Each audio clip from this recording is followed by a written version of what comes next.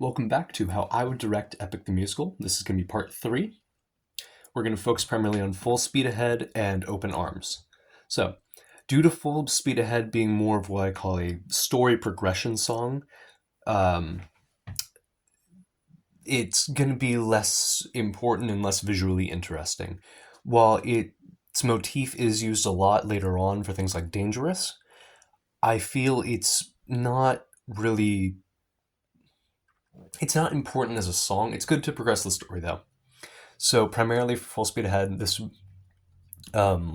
stage left panel will be twisted around for a rock formation, while we primarily focus on this boat piece and the crew standing across center stage.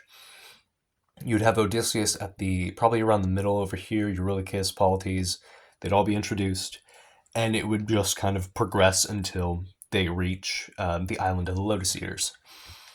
Once we get to Open Arms, this panel will twist as well, and so you'd have both rock formations. The backdrop would become more of like a jungly area, much like a lot of the animatics.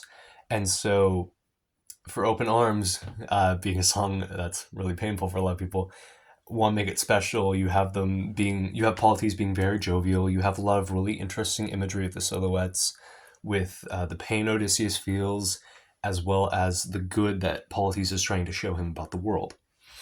Once the Lotus Eaters arrive, you could either have one of three ways. You could have just a bunch of people in costumes moving around stage. You could also use silhouettes entirely, or you could use a combination of both, is my thought process. And during this whole bit, you'll have the Lotus Eaters talking to Odysseus and Polites. Some will come around and hand Polites different fruits and vegetables, including lotuses. And by the end, all Polites will have is an apple. And this is where we'll jump to Warrior of the Mind after the Lotus Eaters direct them to Polyphemus's cave. As always, please comment down below any suggestions you might have, and thank you for watching.